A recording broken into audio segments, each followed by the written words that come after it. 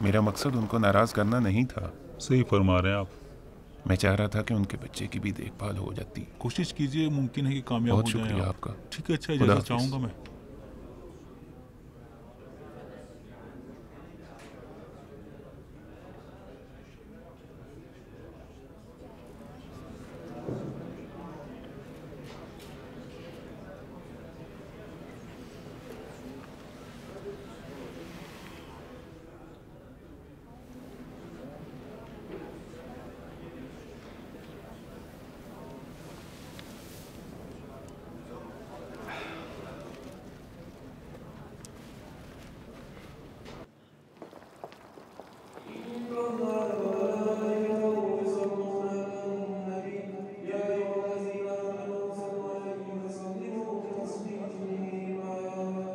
अल्लाहुम्मा सल्लि अला मुहम्मद व आले मुहम्मद।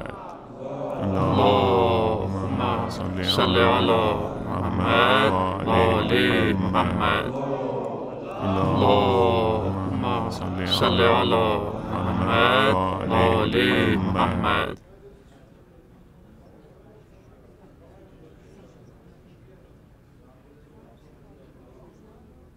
हाजी साहब, एक अर्ज़ करनी थी आपसे। कैसे हो तौफीक? सलाम अलैकुम। वालेकुम सलाम। कल कारखाने में मिल लेना। काम के बारे में नहीं है? खैरियत तो है ना? जी खैरियत ही है। मैं नमाज से पहले मौलाना साहब से बात कर रहा था कि आपको जल्दी तो नहीं है ना? नहीं, आओ कहीं बैठते हैं।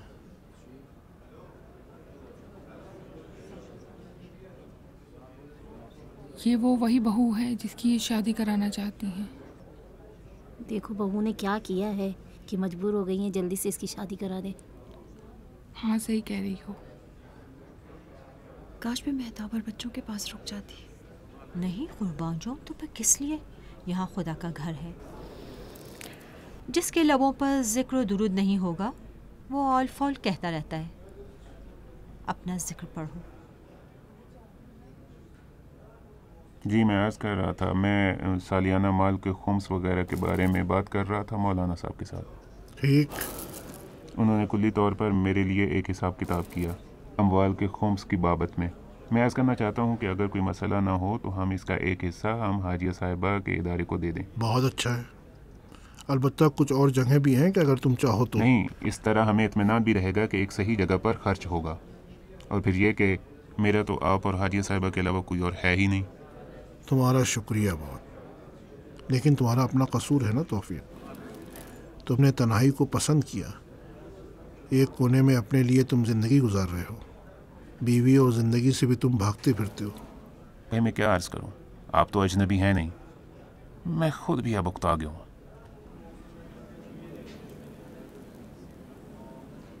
तो फिर कुछ खबरें हैं?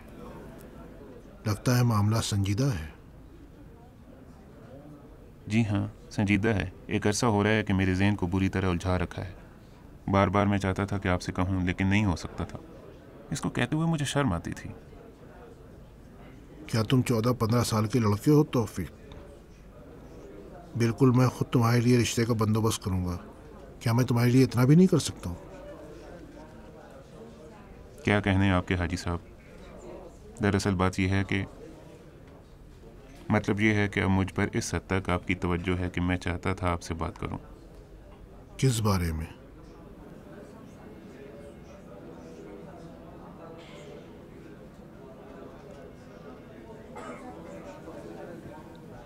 लैला साहिबा के बारे में।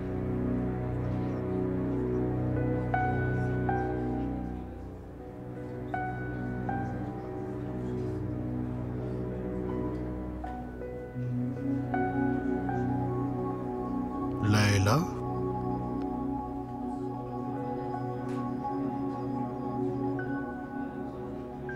जी लैला।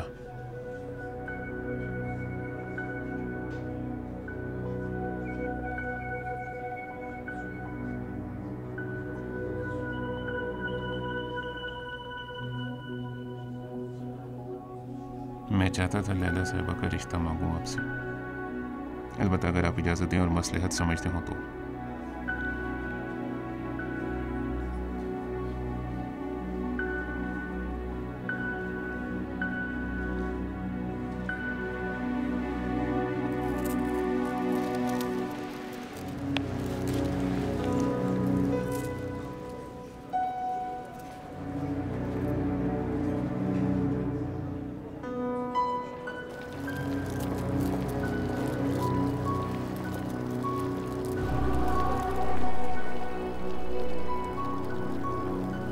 अली, क्या हुआ है? घर चले। दौड़ तो अभी शुरू नहीं हुई है। शरीफा, घर चलो। वो लड़की कहाँ है? लाइला कहाँ है? बुलाओ उसको। जी अच्छा।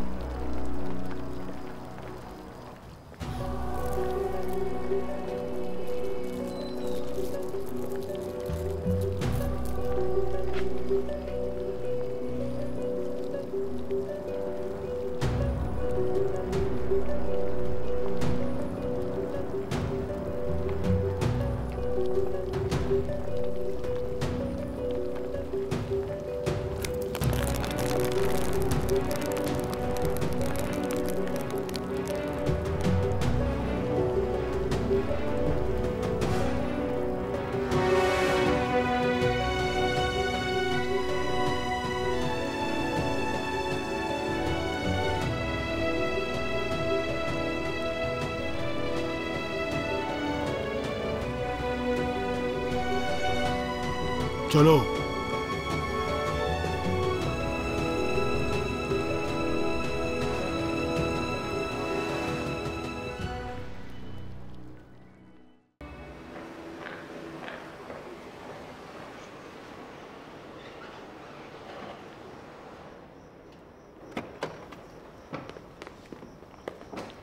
अस्सलाम वालेकुम नाना जान। अस्सलाम वालेकुम अब्बू जान। वालेकुम सलाम।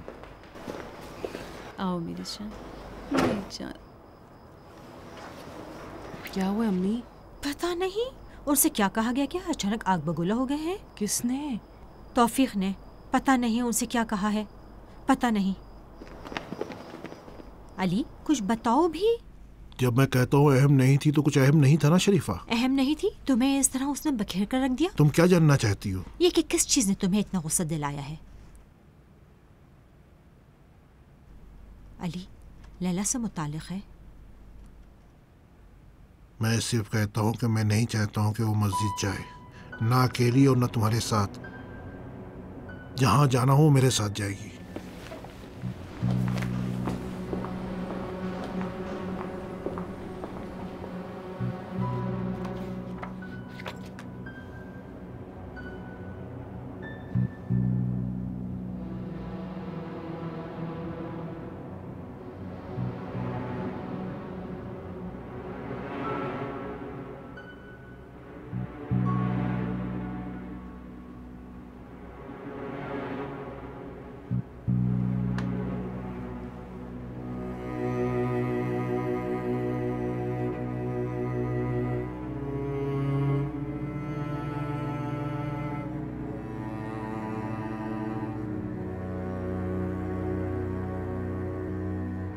अस्सलाम वालेकुम तौफीक साहब।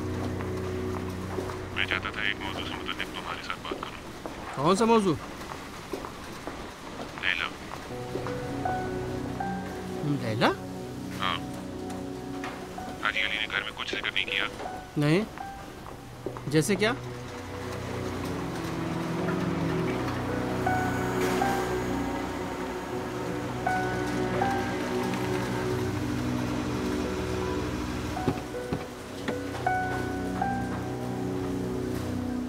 क्यों ये बातें मुझसे कह रहे हो? इसलिए कि मैं और तुम एक दूसरे की बातों को बेहतर समझते हैं। लेकिन मैं ऐसा नहीं समझता। अगर तुम्हें पता होता कि मैं क्या कुछ जानता हूँ तो इस तरह बात नहीं करते। आपने गलत शख्स का इंतखाब किया तौफीक साहब।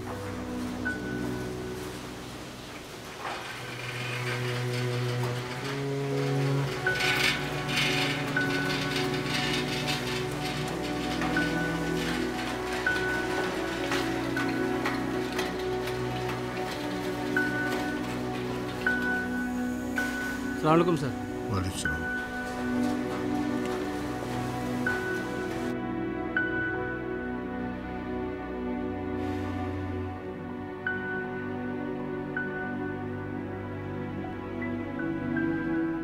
सुबह मैंने खुद चक्कर लगाया था, सामान भेज दिया बंदरगाह पर। तौफीक है।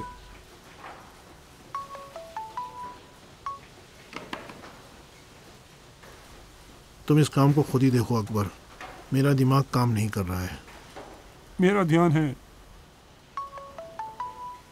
सुबह से कई मरतबा फ़ोन किया इसने, कल भी आया था, आपको तलाश कर रहा था। कुछ हुआ है क्या? नहीं अकबर, तुम यहाँ हो, पूरी तरह से लैला का ख्याल रखो। उसको बताओ कि क्या गलत है क्या सही है। अब बेफिक्र रहें हाजी साहब।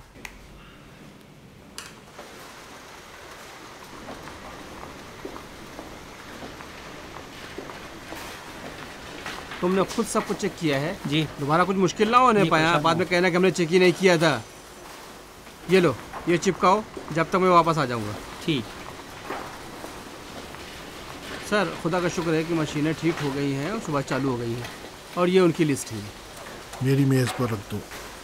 सर ये अर्जेंट है, हफ्ते के आखिर तक इनको चाहिए। मुझे निगाह डालनी होगी। ओके सर, गुस्ताखी माफ़, मैं आपकी खिदमत पे एक छोटी सी अर्ज़ करना चाहता था।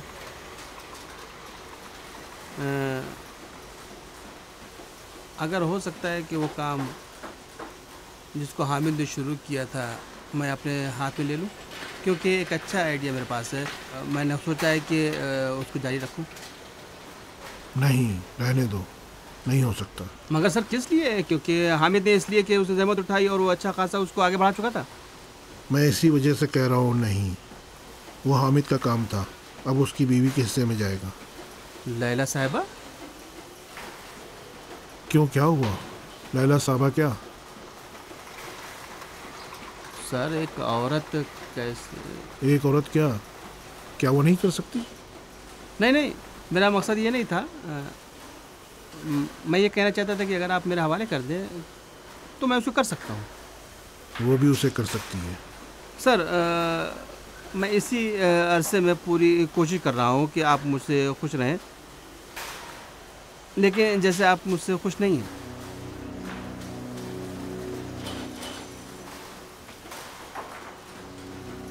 इंसान को सैकड़ों तक पहुंचने के लिए दहाइयों की ज़रूरत होती है मोहसिन मियां।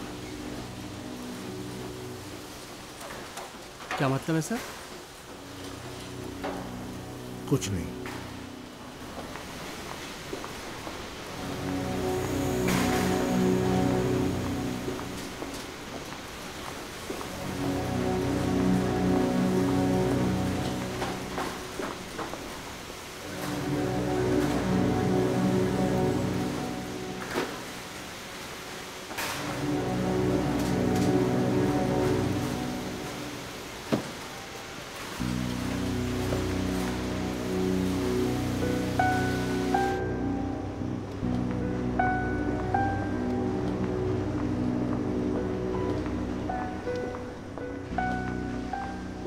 हेलो, कहाँ हूँ?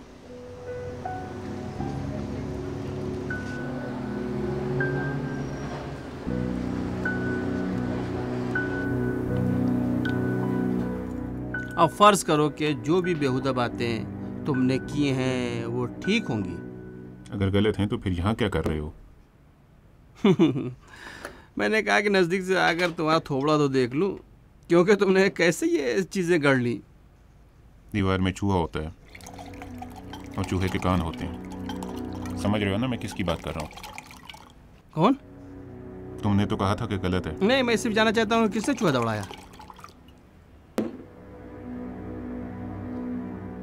शायद तुम कहना चाहते हो कि तुम्हारा काम बहुत साफ सुथरा था। नहीं, मैंने सिर्फ कहा कि ना, तुमने अपना काम बहुत सफाई से किया, किसी को भी पता नहीं चला सिवाय हामिद के।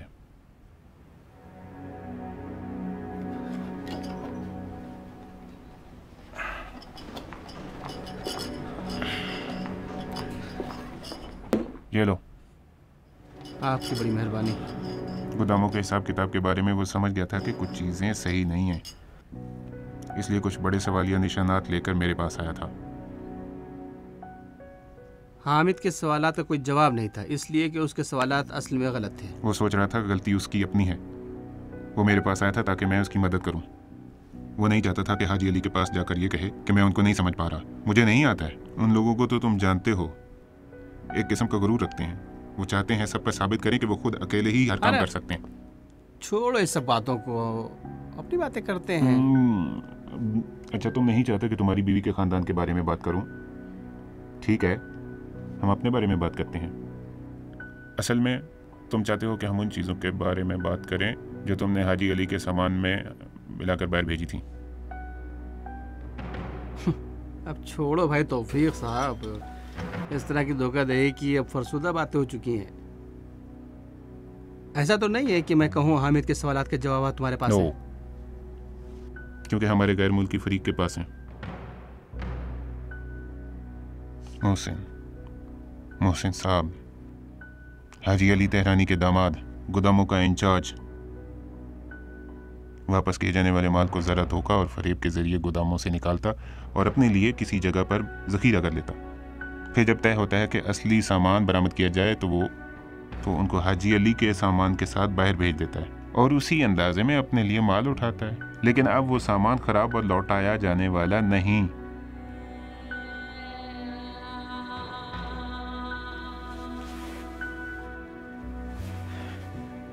बिल्कुल असली माल है, एक्सपोर्ट वाला माल है।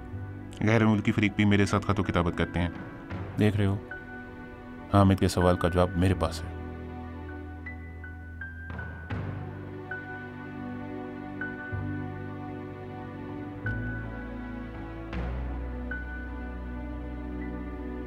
तुम्हें कुछ भी नहीं पता है। इतना मुझे पता है कि मैं तुम्हारी जिंदगी को आग लगा सकता हूँ। तुम्हारी नज़र में अगर हाजी अली तेहरानी को पता चले कि उसका बहुत मोहतरम और काबिल एतबार दामाद उससे चोरी करता है तो वो क्या करेगा?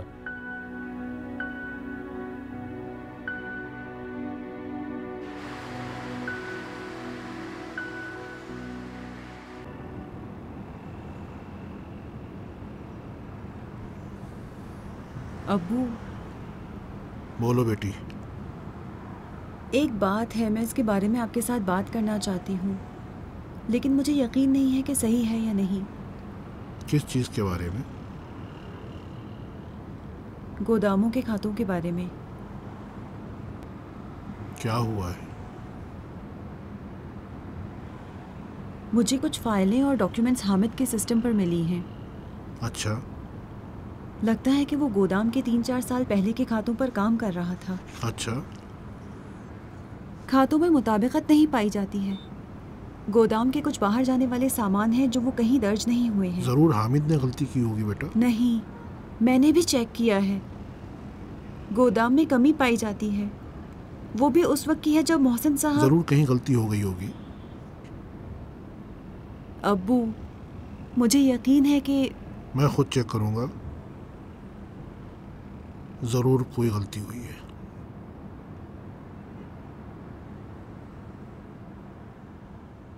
छोड़ो भाई, चोरी क्या है? मैंने जो कुछ भी उस फैक्ट्री से लिया है वो मेरा हक है, अपने बच्चे के लिए, अपनी बीवी के लिए, अपनी। सही कहा। मुझे तो मालूम है कि तुम उस फैक्ट्री में कितनी मेहनत से काम करते हो, वो भी जब तुम्हारे ऊपर कुछ भी तवज्जो नहीं दी जाती है। असल भी यही है, इसके अलावा कुछ भी नहीं है। मैं सुबह से रात तक वहाँ चपरासियों की तरह काम करता हूँ, मजदूरों की तरह काम करता हूँ, लगा रहता हूँ, इधर से उधर भागता रहता हूँ। जो कुछ मैंने लिया है वो अपना हक लिया, लूँगा मैं और भी लूँगा। कोई इनसे ये नहीं कहता कि भाई मेहताब तुम्हारी बेटी है, उसका भी हक है, कुछ दो उसको। इंसान ये अपना हक नहीं लेता है और अगर ले तो मुकम्मल लेता है। क्या मतलब? तुम्हारा हक इससे कहीं ज़्यादा है, जैसा कि मेरा भी इन तमाम बातों से ज़्यादा है। मुझे नहीं पता है तुम किस चीज़ के पीछे जा रहे हो। मैं नहीं समझता कि हमारे कामों में आपस में कोई रब्त है और बहुत है, खास तौर पर अब जब मैं और हाजी अली एक दूसरे के आमने सामने हैं। मुझे अपने और हाजी अली के खेल में शामिल ना करो, मैं किसी का हामी नहीं हूँ। देखो, कोई भी इस खेल में गैर जानिबदार नहीं है। या तुम मेरे साथ हो या मेरे मुखालिफ। अगर तुम मेरे जानिबदार रहोगे तो इससे तुम्हें बहुत ज़्यादा फ़ायदा होगा, उतना जो तुमने ख्वाब में भी नहीं देखा होगा। अगर ना रहो तो क्या होगा? मैंने कहा ना, दीवार में चूहा होता है और चूहे के कान होते हैं। ऐसा भी हो सकता है कि हाजी साहब तक ये बातें पहुंचने से पहले तुम्हारी बीवी मेहताब के कानों तक पहुंचे।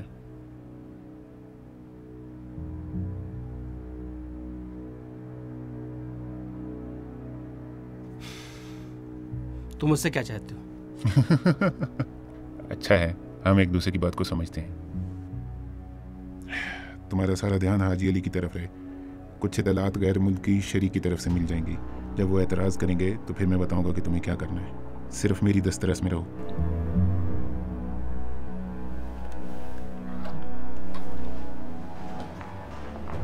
मोहसिन, मुझे धोखा देने की कोशिश ना करना। मैं हाज अली नहीं हूं।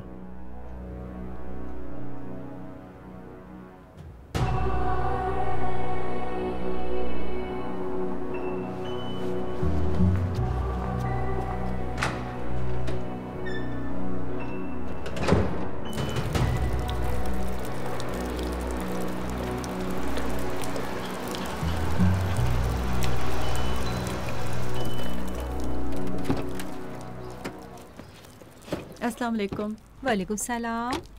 कैसी हो लैला? आओ ऊपर, मेहमान आए। मेहमान?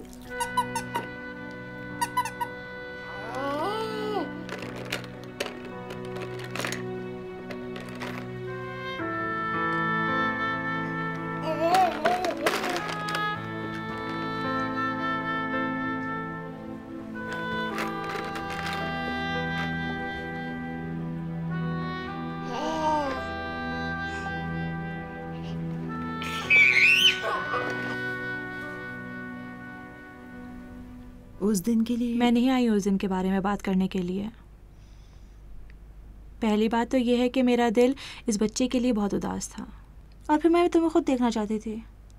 मेरा दिल नहीं चाहता था तुम इस तरह चली जाओ। अहम नहीं है, मैं बस दुआ कर रही थी कि कहीं मैंने तुम्हें नाराज़ ना कर दिया हो। मेरी परेशानी किसी और बात की वजह से थी। मैं सोच रही थी कि मैं इस घर से जाने पर मजबूर हूँ। क्या? कुछ नहीं। कुछ हुआ है क्या लैला? नहीं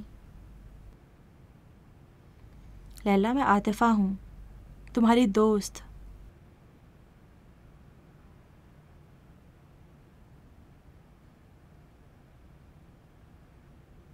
अब्बू सोचते हैं कि ज़िंदगी के दरवाजे को बंद कर दिया गया है। वो सोचते हैं कि अगर मैं नया घर बसा लूँ तो मेरी ज़िंदगी अच्छी हो जाएगी। मुझे यकीन नहीं आता। मैं भी कुछ दिनों तक उनसे नाराज़ रही। वो बहुत ही पेचीदा शख्स हैं। अब मुझे इस बात से काम नहीं है कि तुम उनकी मुखालिफ हो, लेकिन हकीकत में वो एक बहुत ही सुलझे हुए इंसान है। सच में ज़बरदस्त है।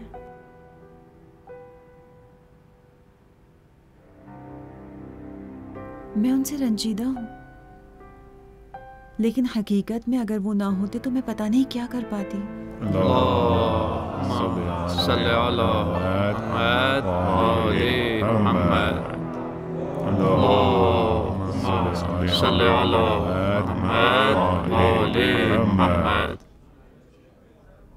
अस्सलाम वालेकुम हाजी साहब, खुदा कबूल करे।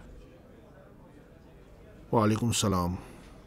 कई बार मैंने फ़ोन किया, एक दो बार मैं कारखाने भी आया, लेकिन आप मुझे नहीं मिले। घर पर ज़हमत देना मैंने मुनासिब नहीं समझा। मैंने कहा शायद नहीं। क्या? मैंने कहा नहीं, उसका जवाब ना में है।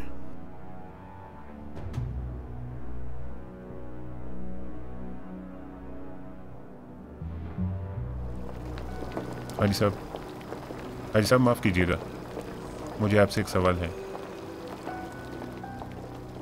मैं जानना चाहता था कि ये जो आपने ना कहा है, ये आपका कहना है या लैला साहिबा का जवाब है? क्या फ़र्क पड़ता है? पड़ता है। क्यों फ़र्क नहीं पड़ता? तुम सोचो कि उसने खुद कहा है कि नहीं। मुझे यकीन नहीं है कि उनकी राय होगी। कोई अहमियत नहीं रखता है। लेकिन खुद लैला साहिबा को चाहिए कि मुझसे कहें। तौफीक, दोबारा उस लड़की का नाम अपनी ज़बान पर मत लाना। लेकिन ना आपने ना ही उन्होंने मेरी बात सुनी है। आप नहीं जानते हैं कि मैं क्या कहना चाहता हूँ। तुम्हारी बात सुनने वाली नहीं है। आखिर क्यों? क्यों? तुम मेरी तरफ देखकर मुझसे पूछ रहे हो? मतलब यह है कि हकीकत में तुम्हें नहीं मालूम? क्यों? मुझे वाकई नहीं मालूम।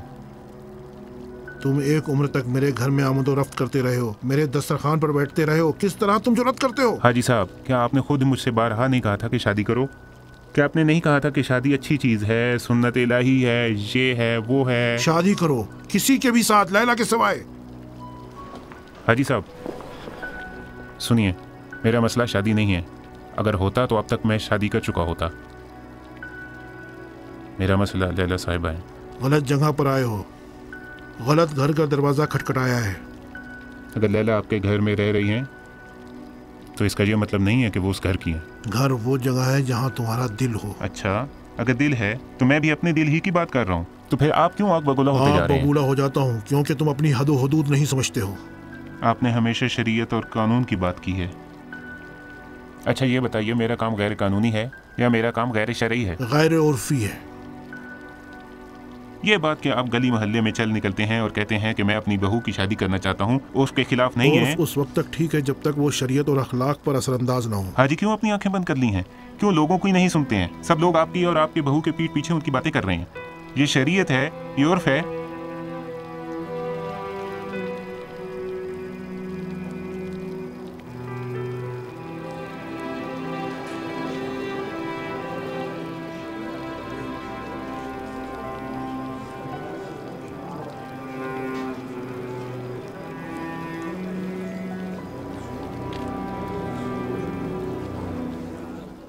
एक अरसे से तुम मुझे जानते हो, तुम नहीं समझ सके हो कि मेरा मकसद क्या है। वो तुम्हारी बेटी की जगह पर है गैर माकूल आदमी। ऐसे बात कर रहे हैं कि जैसे कि क्या? जैसे कि आप समझ बैठे हैं कि वो आप ही की बेटी है।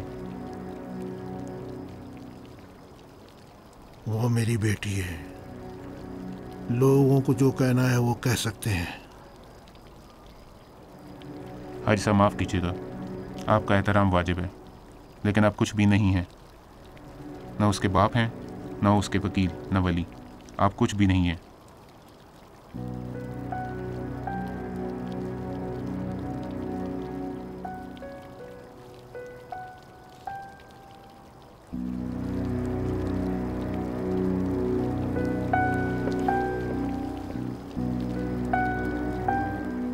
हाजी साहब, आप उसके बाप नहीं हैं, न थे और ना ही रहेंगे, कभी नहीं।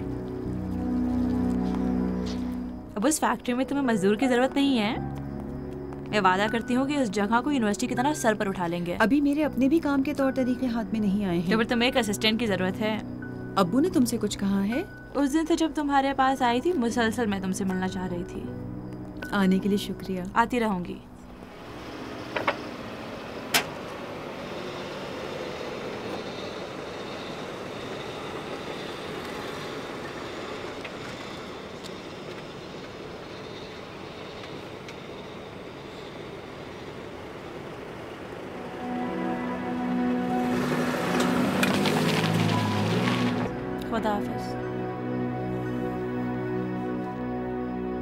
तुम मुझे बताओ आखिर हुआ क्या है? क्या हुआ है शरीफा? उसने अपनी चादर से ज्यादा पांव फैलाए हैं। एग्रीमेंट के खत्म होने के बाद हम उसे इजाजत नहीं देंगे कि वो ना इस घर में आए और ना इस घर के अतराफ में दिखाई पड़े। बहुत अच्छा, जो तुम कहो, लेकिन तुम जरा पुरसुकून रहो। ना इजाजत दोगी के?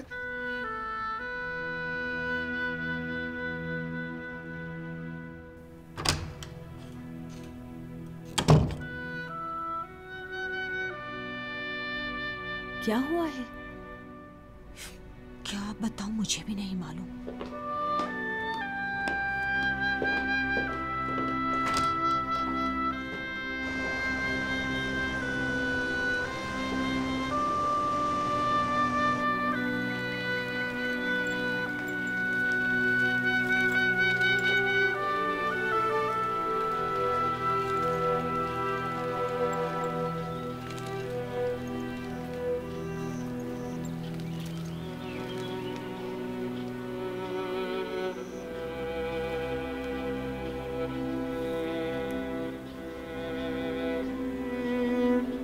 लैला।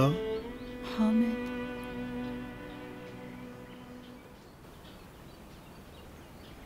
तुम यहाँ हो बेटी?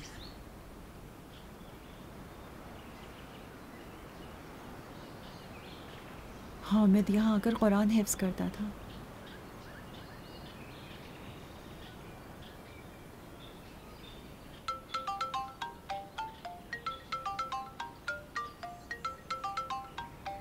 मैं आती हूँ आपके पास। हेलो। अस्सलामुअलैकुम। वालेकुम सलाम आतफा। कहाँ हो लैला? कारखाने में। तुम कह देती मैं आ जाती ना। क्या बताऊँ, मुझ पे काम करने का हौसला नहीं था। क्यों? पता नहीं, शायद हामिद की वजह से। मेरे अब्बू के बकौल आर्जी दर्द है, लेकिन ढिंडोरा पीटना हमेशा रहता है। ख्याल रखो, इन दोनों को आपस में मिला मत देना। कभी कभार लगता था कि मैं उसको देखती थी, मेरे साथ बात करता था। छोड़ो भी लैला। जब से मैं अब्बू से रूठी हुई हूँ, लगता है हामिद भी मुझसे रूठा हुआ है। नहीं, जैसा कि ज़रूरी हो गया है कि अगले हफ्ते से मैं एक फैक्ट्री आऊँ। मुझे जाना होगा। ठीक है, अपना ख्याल रखो, तुमसे मिलूंगी। खुदा हाफिज। खुदा हाफिज।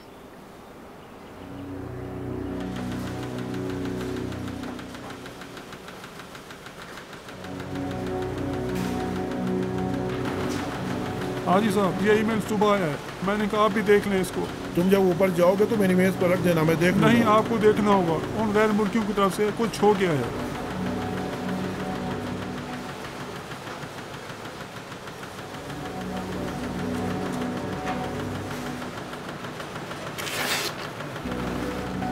कुछ हुआ है क्या हाजी? उन्होंने वादा खिलाफी की है, वो पार्टनरशिप नहीं करना चाहते हैं। काम के बीच में बहाना बना दिया उन्होंने, एक तरफा मनसूख किया है। क्या ऐसा हो सकता है? सामान भिजवा दिया हमने, चला गया सामान। तौफीक को फ़ोन करो, एग्रीमेंट के पेपर ले आओ, देखते हैं क्या लिखा हुआ है। जी अभी लाया।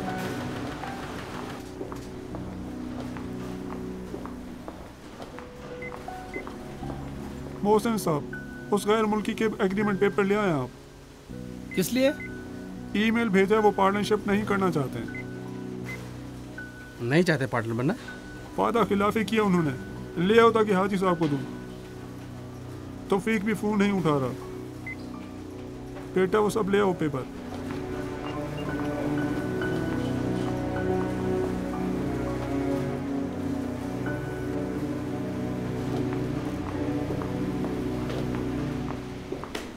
तौफीक का क्या हुआ? ये लीजिए, फ़ोन नहीं उठा रहा है वो।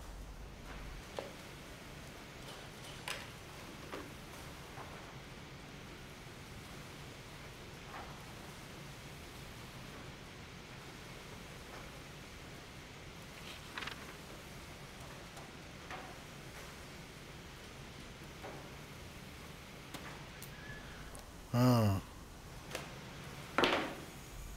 क्या हुआ है हाजी? उन्होंने तौफीक का बहाना बनाया है। उनकी पार्टनरशिप और सरमायाकारी तौफीक की मौजूदगी पर मुनहसिर है। अरे भाई, अब हमें क्या करना चाहिए? इंजीनियर रहीमी को ढूंढ कर लाओ, कह दो सामान का पता करे, वो वापस कर दें। इतनी आसानी के साथ? पता है कितना नुकसान होगा? नुकसान? काश के तमाम नुकसानात इस तरह होते। दिवालिया उसको नहीं कहते हैं जो अपना माल गंवा देता है, दिवालिया मुझे कहते हैं। ऐसा क्यों सोचते हो आखिर तुम हाजी?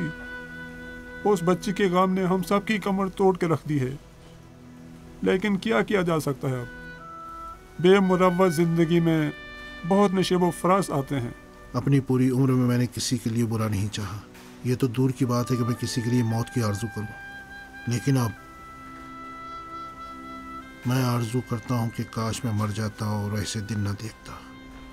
बड़ा गम है हाजी, बड़ा और बहुत भारी, लेकिन सब्र करना चाहिए। सब्र, सब्र।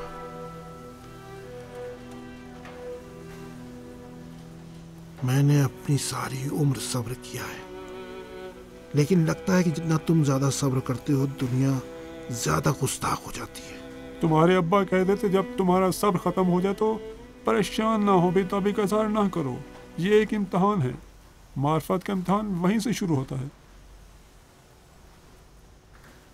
जब तक हामिद था तो मेरे सब्र का पैमाना उसके लिए लबरेज होता था, ताकि वो आ जाए, मेरे पास रहे, ताकि उसे देखूं, मेरे सामने से गुजरे बगैर उसके कि वो मुतवज्जे हो उसे देख रहा हूं। और अब मेरा सब्र लैला के बराबर है, ना कि हामिद मेरे जिगर के टुकड़े के बराबर। वो गैर मुल्की कंपनी पीछे हट गई है, वो सामान वापस भेजना चाहती है। मैं जानता हूँ। इस वजह से कि तुम अलग हो गए हो। ये भी जानता हूँ। नुकसान है, बहुत ही नुकसान है। उसे इस बारे में पहले सोचना चाहिए था। देखो, ये खेल किसी भी तरीके से सही नहीं लग रहा है। किसी छोटे बच्चे से तो तुम्हारा पाला नहीं पड़ा है ना। वो हाजी अली तेहरानी है, बाजार का पला बढ़ा है, काम के तौर तरीके पता है उसे।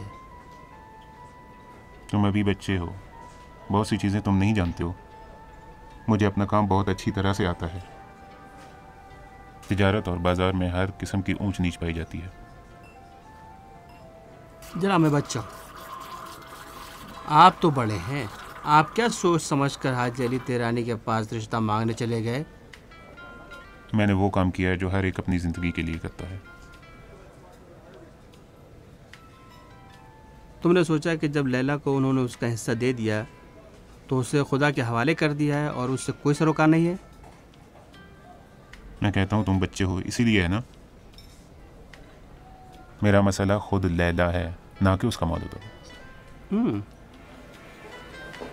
लेकिन मुझे एक आंख भी लैला नहीं भाती। उसके जाने से कोई भी मेरे जैसा खुश नहीं होगा।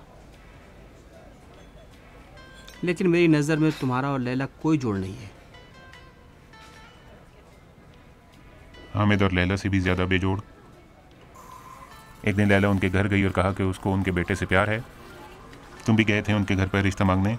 अच्छा, मैं चला गया तो इसमें क्या हर्ज है?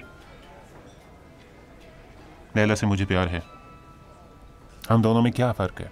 देखो, इस तरह के इत्तेफाकात हर शख्स की ज़िंदगी पेश आते हैं। ये वजह नहीं बनती है कि इंसान हर चीज़ को नज़रअंदाज कर दे। मेरे लिए पेश नहीं आना चाहिए था। वो पहली बार था जो मैं किसी के पास गया था। पहली बार था मुझे कोई अच्छी लगी थी। मैंने उनके साथ कोई बुराई नहीं की थी। देखो, अभी तुम हाजी अली से बुग़्ज़ रखते हो और उनकी बीवी से भी नाराज़ हो। बिल्कुल तुम्हारी तरह।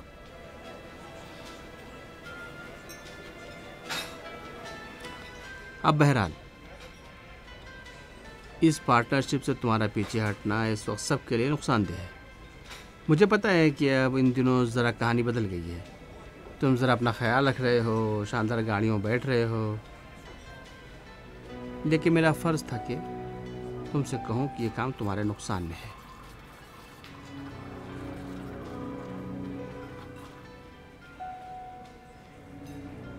तुम किस चीज़ को नुकसान समझते हो? तुम क्या करना चाहते हो?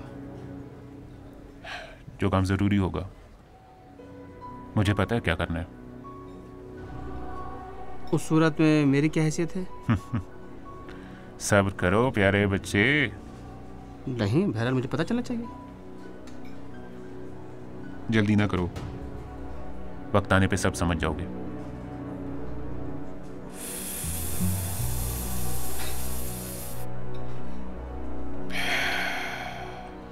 देखो भाई,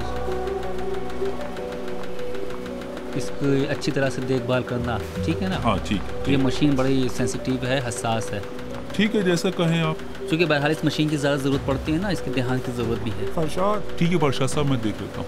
ओ क्या परेशान ना। जी, क्या हुआ अकबर साहब? हाजी ने कहा लाइन आज से बंद है ये वाली। खैरियत तो है? नहीं, फिलहाल 2 लाइनों के साथ काम करेंगे। क्यों, आखिर किस लिए? जब हाजी कहता है बंद कर दो तो बंद कर दो। चूं चरा क्यों करते हो तुम आखिर? ठीक है, कह देता हूँ। ए भाई, मशीनों को बंद कर दो। क्यों, क्या हुआ? मशीन को बंद कर दो। आखिर क्यों? बंद कर दो भाई, मशीन को बंद कर दो। अरे हुआ क्या? लेकिन मशीन को क्यों बंद करवा रहे हैं? पता नहीं क्या हो गया, क्यों मशीन को बंद करवा रहे हैं।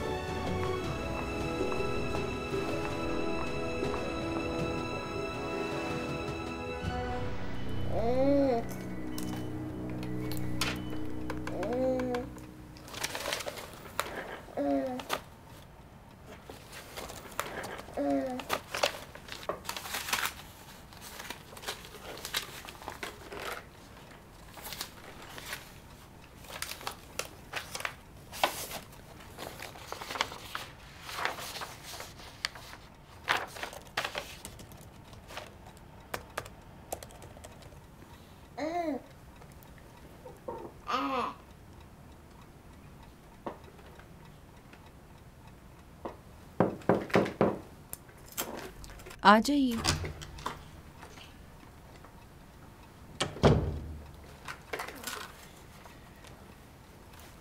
अभी तक सोई नहीं बेटी? ये मुन्ना क्या कर रहा है? रात के इस वक्त तक जाग रहा है? नहीं, खेल रहा है। जब तुम घर आती हो तो ज़्यादातर तुम्हारा ध्यान अपनी तरफ होना चाहिए ना कि अपने कामों की तरफ। अब्बू। हाँ बेटा। ये ख़त्म हो गया है, आप देखेंगे। क्या है? अब मुझे यकीन है कि हामिद गलती नहीं कर रहा था। गोदाम से चोरी हो रही है। गलत है, गलत है। मुझे यकीन है कि गलती नहीं हुई है। मुझे लगता है कि ये सब असल में मोहसिन। मुझे खुद पता है। आपको पता है? बहुत अरसे से हो रहा है बेटी। अच्छा, तो आप उनको रोकते क्यों नहीं हैं? महताब की वजह से। बाज़ औक़ात अपने घर वालों की वजह से तुम मजबूर हो कि हड्डी तुम्हारे गले में रह जाए, आंख में लगे कांटे को बर्दाश्त करो। लेकिन अब्बू,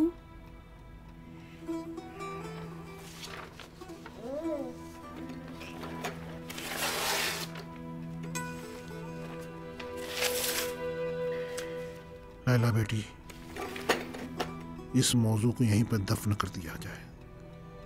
लैला बेटी, यहीं पे ख़त्म हो जाना चाहिए मुनासिब वक्त तक।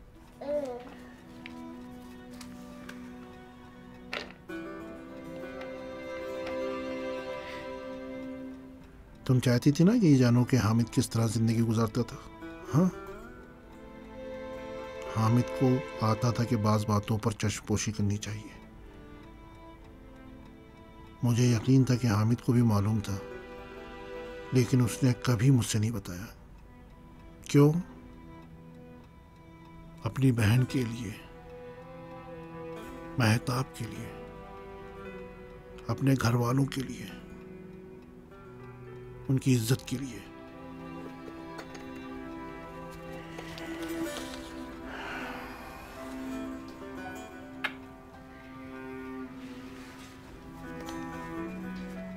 शब खैर बेटी।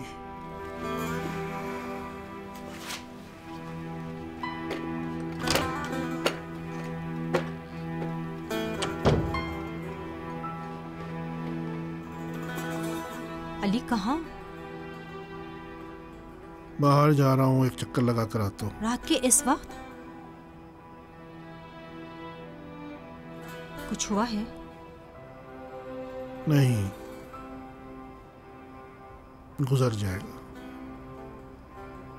सब कुछ गुजर जाएगा, सब कुछ।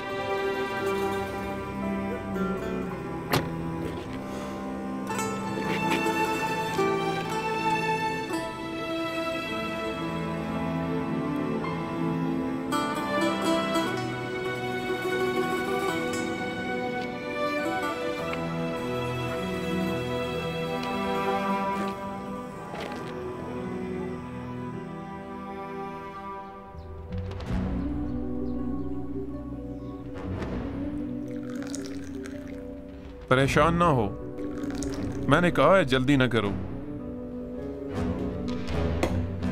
अनकरीब ही बता दूंगा कि उसके पास जाओ। मैं यही काम कर रहा हूं, तुम्हें खुद पता है कि तुम्हें क्या करना है।